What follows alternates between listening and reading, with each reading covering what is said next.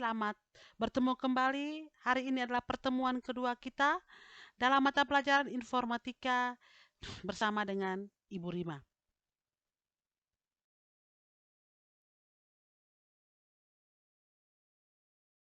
Kita hari ini masih sama dengan minggu kemarin, yaitu media sosial.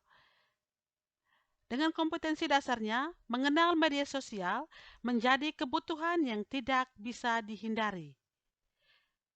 Dengan tujuan pembelajarannya, yang pertama memahami karakteristik daripada media sosial, yang kedua memahami fungsi media sosial, yang ketiga memahami tujuan media sosial, dan keempat memahami dampak dari media sosial.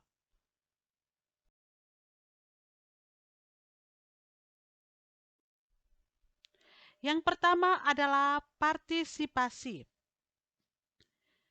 Media sosial bisa digunakan sebagai pendorong agar para penggunanya bisa berpartisipasi. Penggunanya juga mampu memberikan umpan balik terhadap suatu konten atau pesan agar bisa dibaca dan diterima oleh banyak orang. Yang kedua adalah perbincangan. Di media sosial juga sangat memungkinkan terjadinya suatu interaksi karena sebuah konten, baik itu dalam bentuk perbincangan atau tanggapan antar pengguna. Penerima pesan bebas untuk memastikan kapan akan melakukan suatu interaksi terhadap pesan tersebut. Yang ketiga, adanya keterbukaan. Terdapat banyak media sosial yang memberikan kesempatan untuk para penggunanya agar bisa memberikan komentar, melakukan voting, berbagi informasi, dan banyak lagi aktivitas lainnya.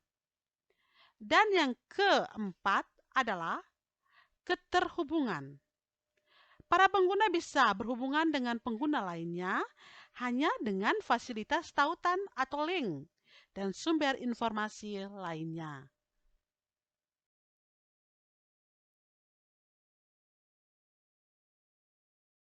Sosial. Ya, yang pertama adalah berfungsi sebagai interaksi sosial. Itu dia berbagi hubungan sosial yang berkaitan dengan hubungan individu dan individu, individu dan kelompok, serta kelompok dan kelompok. Para pengguna bisa melakukan interaksi sosial secara online dengan mudah. Yang berikut adalah fungsi yang kedua, personal branding. Adalah sebuah cara untuk memasarkan diri atau image secara individu. Personal branding ini tidaklah sama dengan memasarkan diri dan karir, namun lebih menekankan bahwa mereka akan sukses lewat self-paced king. Dan yang ketiga, fungsi media sosial adalah media komunikasi. Digunakan untuk media komunikasi dan tempat membangun relasi antar pengguna. Sesama pengguna bisa berkomunikasi jarak jauh karena media sosial mempunyai jangkauan global. Media sosial. Di sini ada 4 tujuan media sosial. Yang pertama adalah aktualisasi diri. Aktualisasi diri ini merupakan kehendak seseorang untuk memperlihatkan dan menggunakan semua kemampuannya. Yang berikut kedua, menjalin hubungan.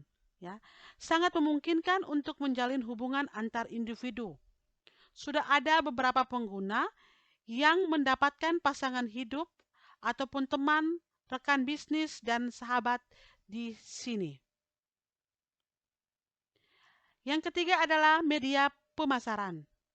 Banyak pengguna membuat banyak orang juga memanfaatkan untuk memasarkan sesuatu.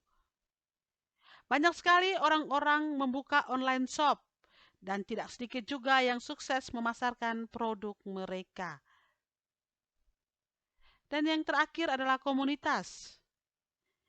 Di media sosial memang sangat mudah untuk menjumpai komunitas online. Beberapa orang memanfaatkannya untuk dijadikan wadah tempat berkumpul dan tempat berkomunikasi orang-orang yang mempunyai kesamaan minat dan bakat. Dampak adanya media sosial. Dampak positif, ya, dampak positif, adapun dampak negatif. Dampak positif yaitu yang pertama mendapat teman baru dan berkarya. Mendapat teman baru, tidak harus pergi ke suatu tempat dan berkenalan. Namun lewat media sosial juga bisa mendapatkan teman, bahkan bisa dari negara manapun.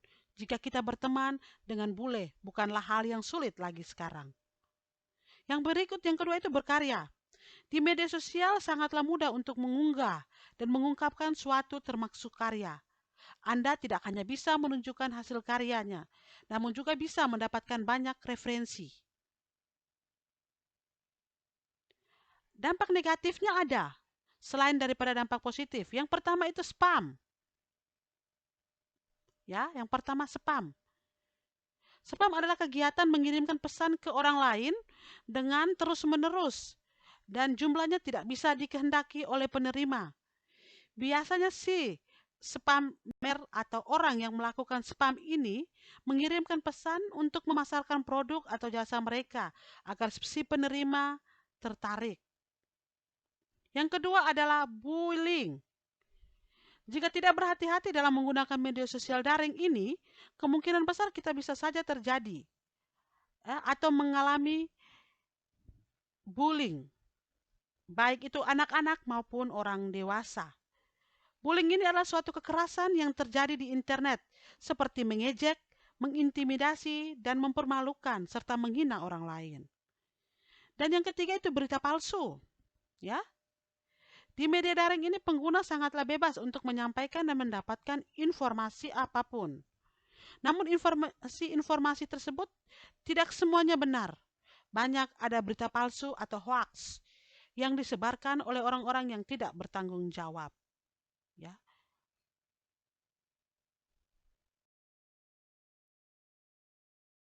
KPD 2 dan tugas ini dikerjakan dan dikumpulkan 2 hari dari sekarang lewat dari waktu yang ibu tentukan, maka pekerjaannya tidak ibu terima. Oke, selamat bekerja, sampai jumpa minggu depan. Terima kasih.